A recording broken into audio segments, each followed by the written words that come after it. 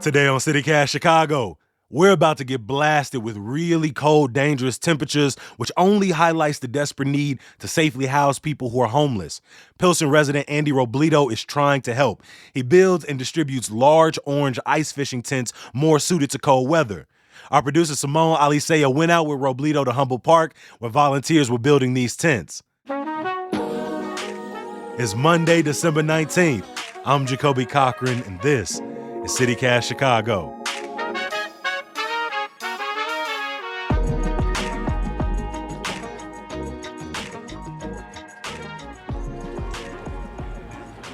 All right, can all the volunteers come over this way? We'll get everyone together. We're going to get ready to build here in a minute.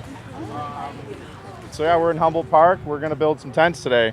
Some of you have been here before. We got a lot of new faces here as well. But this is how this is going to go down today. So we've notified all of the residents here, all the participants that we are going to be here. So some folks have already taken their tents down and removed them.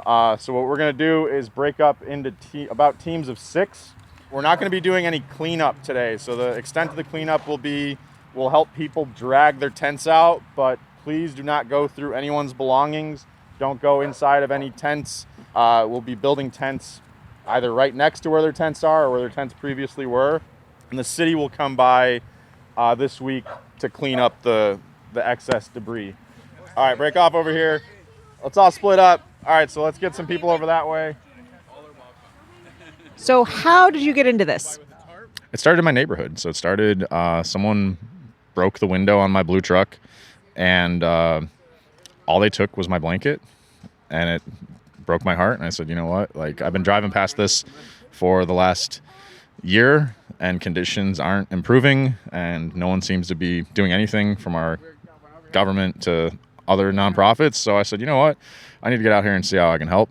And when I saw what it was like on the ground, like, I knew I could do it better. So how did you end up, these are ice fishing tents, correct? Yep, they're ice fishing tents, yeah. How was this the kind of conclusion you came to? Yeah, so last winter, we had some really bad winter storms. I ended up putting about 20 people in a hotel. We came back, and all the camps were destroyed by the winter storms, just like the snow, the wind. When we brought everyone back from the hotels, I didn't want to bring them back to like a destroyed camp.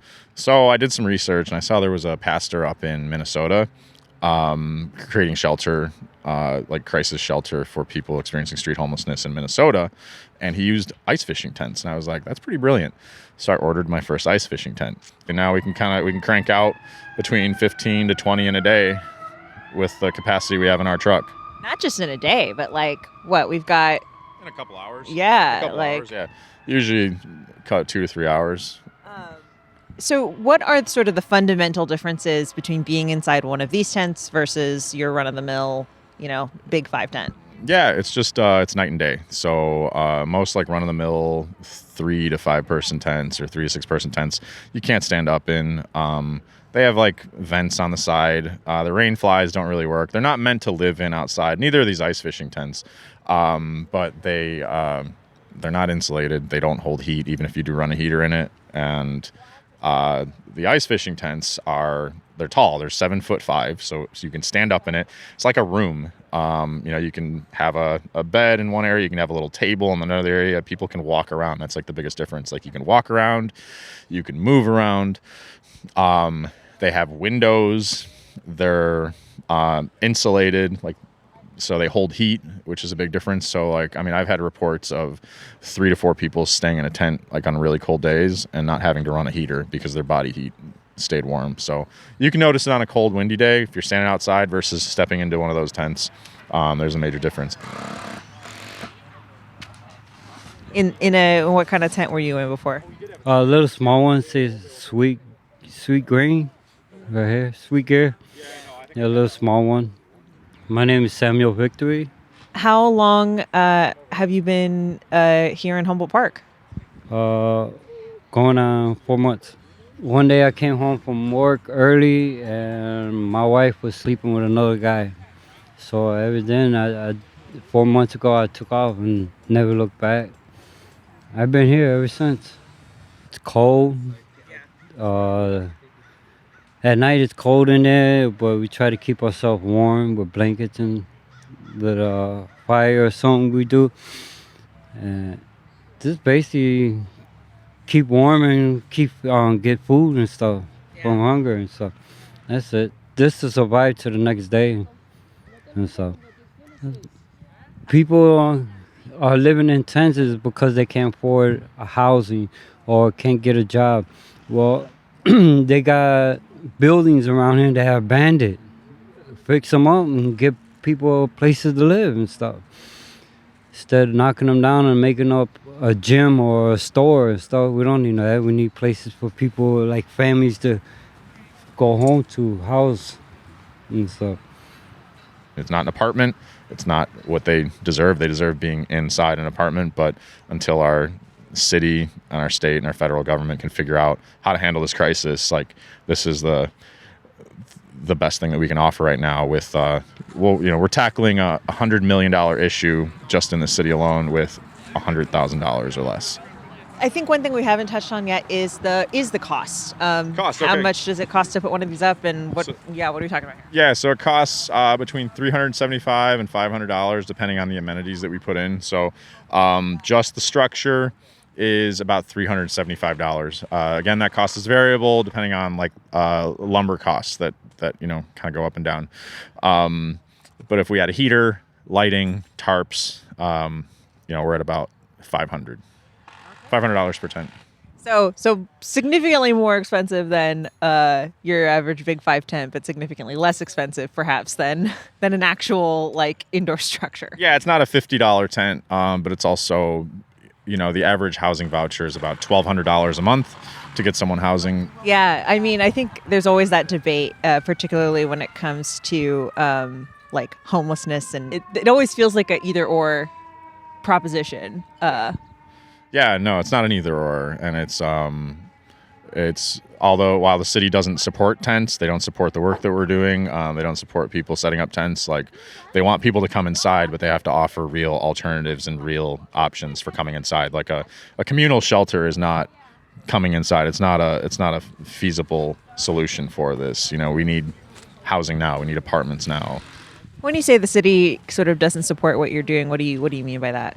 Well, they have threatened to take them down completely. They've since backed off from that.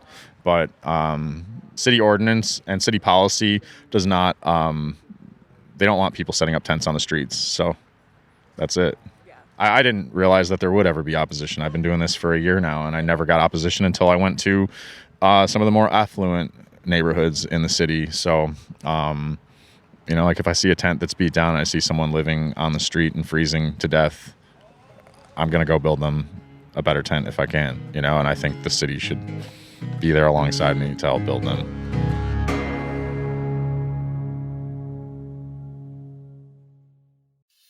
I just want to find 11,780 votes. The Fulton County Grand Jury investigation of Donald Trump. What proves fact A, fact B, and fact C? If we can do that, I'm going to bring an indictment. I'm Bill Rankin. I'm Tamar Hallerman. Join us for Season 9 of Breakdown from the Atlanta Journal-Constitution. Listen now, and please follow us on Apple, Spotify, or wherever you get your podcasts.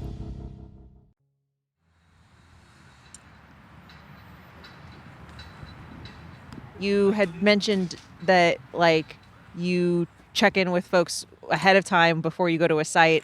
Yeah. What's that process like? Yeah, so typically, a lot of these camps we have relationships with already, but since we've been scaling to different parts of the city and different camps, we've been relying on mutual aid networks and other individuals that already have established relationships with folks that we haven't made contact with. So for this particular camp, I've never had contact with anyone here. So we relied solely on the power of social media and getting the word out through mutual aid networks and having local residents reach out and come outreach. So all week long, we've had people coming every single day, a morning crew, an evening crew, to get a head count, show people the tent, show people the reels of what the tents look like, and just get a checklist of who wants to get a nice fishing tent. Do you mind if I get your name? Jordan. Hi, Jordan. It's nice to meet you. I'm Simone again. How long were you? So you were out here in a tent in Humboldt Park before, yeah? I was at a different encampment. Oh, okay. Yeah. Where were you? Chicago, under a viaduct. Chicago Avenue in Albany. Albany, yeah. How long were you out there? Going on 2 years. Oh wow. Yeah. That's a really long time. Yeah. Well, I mean, compared to other people, it's almost nothing. You know what I mean? There's people been out there a lot longer than me. Well, that means you spent a couple winters too in the tent. Yeah. Yes. Yeah. This will be my third winter actually. So. How'd you hear about this? I was at a different encampment and I got attacked. Luckily, I'm close friends with a counselor who works at Above and Beyond, and through an outreach team, told me about this, and I been in touch with them. If you don't mind me asking, how'd you end up outside?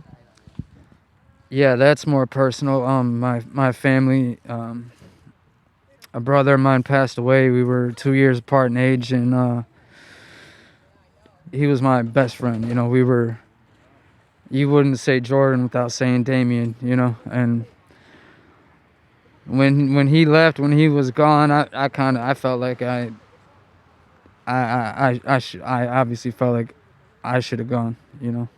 I felt like neglecting myself was the only right thing to do. If I was hungry, if I was starving, I would continue to not eat, you know. I would, if it was freezing outside, go stand outside in a t-shirt, you know. I would just abuse myself because I thought, in my mind, that's what I thought, you know, should have happened. I was in that self-hate, self-neglectful state for a very long time. 2 years later, I'm out of that, and I'm just okay. I mean, that's fine with me, you know. I mean, if you drive around, all of us that are on waiting lists are trying to get housing, trying to get our our documents, you know. I mean, that's the kind of the worst thing being out here is you don't have a backup plan if something happens to me. I really don't have nobody I can call, or I don't have a bank account, a savings account, you know. And it's not like I'm a lazy, drug-addicted bum or anything, or however you want to say it. Just 3 years ago, I was making $21.40 as a machinist, you know, at Rust-Oleum. It's just what happens. This is life. We were talking about what communal shelters lack, why they're a problem. Yeah, so communal shelters, I mean, you can ask anyone here that's been to a communal shelter. So they're typically a big gymnasium-style room, and you're sleeping next to someone. You're not protected. You don't have the privacy of your own room. There's crime, there's disease, you know, there are a lot of restrictions that just make it, you know, the way they operate doesn't really meet people where they're at today on the streets. So, you know, we need more low barrier shelters that allow people to come as they are, that don't have the restrictions that some of these shelters have. We have 1,500 people out here experiencing street homelessness. So, the inventory just isn't there to meet the current need. So yes, we want people to come inside as well, just like the city does, but there's really nowhere for them to come inside too. So is your goal to kind of like grow this endeavor? My goal is to never build a tent ever again. My goal is to go out of business as a nonprofit.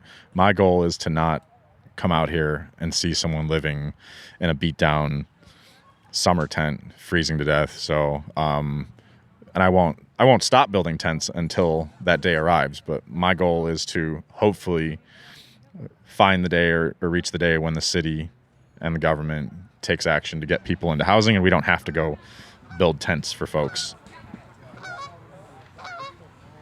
People look at you different, you know, because you're homeless. I'm the same thing as you. I bleed the same. I breathe the same air as you. We all do. We ain't no different. The only thing that we different is you got a place to go home at night and we don't. We got a tent. But we still here. We still got a family. Everybody look out for one another. You know, I work. I work in the mornings, but being out here and all this, so far it's been okay, but winter didn't hit yet, so the cold, but I toughed it out. Now we got these beautiful tents. See what happens.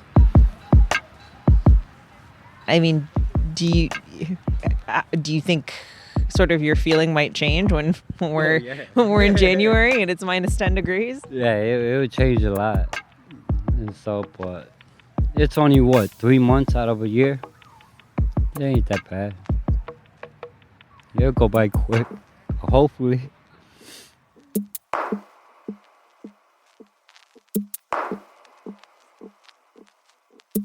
Andy Robledo primarily funds building these ice fishing tents through donations. So if you're interested in volunteering or donating, there's a link in the show notes.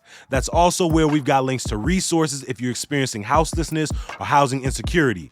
The city of Chicago is opening extra warming centers this week. We've also got links in the show notes for those.